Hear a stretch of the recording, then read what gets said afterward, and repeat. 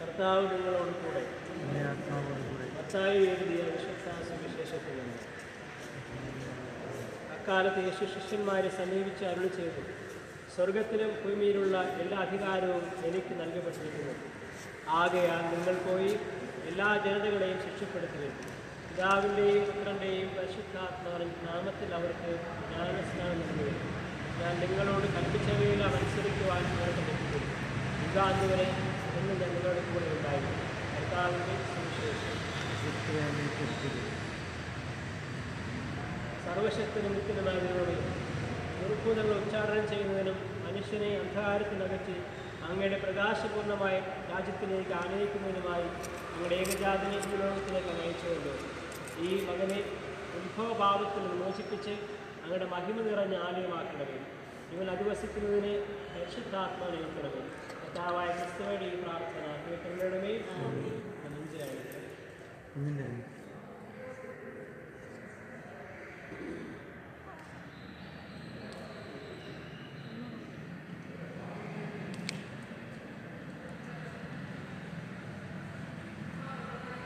രക്ഷകനായ ക്രിസ്തുവിൻ്റെ നാമത്തിൽ രക്ഷാകരമായ കരുതലുകൊണ്ട് ഞാൻ നിന്നെ അഭിഷേകം ചെയ്യുന്നു.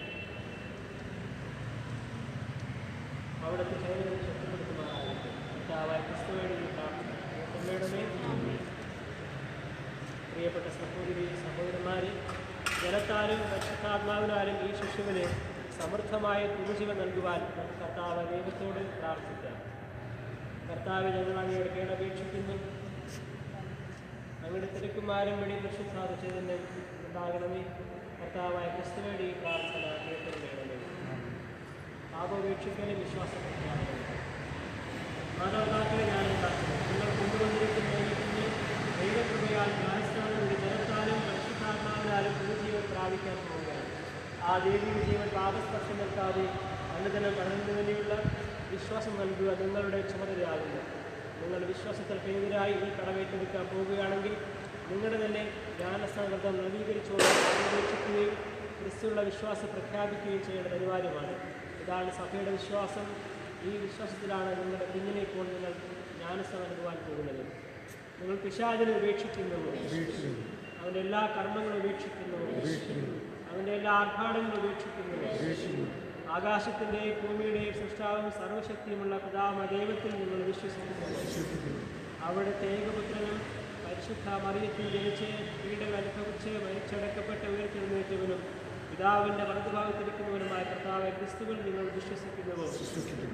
പരിശുദ്ധാത്മാവിൻ്റെ വിശുദ്ധ കത്തോലിക്കാ സഭയിലും അമ്മയുടെ ഐക്യത്തിലും പാവമോചനത്തിലും ശരീരത്തിലും നിത്യായുസ്സിലും നിങ്ങൾ വിശ്വസിക്കുന്നുവോ?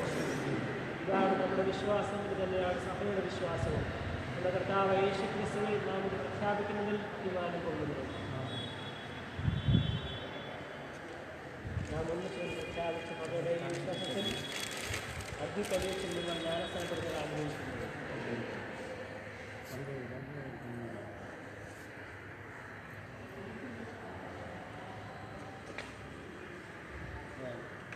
പിതാവിൻ്റെയും പുത്രൻ്റെയും പരിശുദ്ധാത്മാവിൽ അർദ്ധപരീക്ഷയിൽ ജ്ഞാനസ്ഥാനം.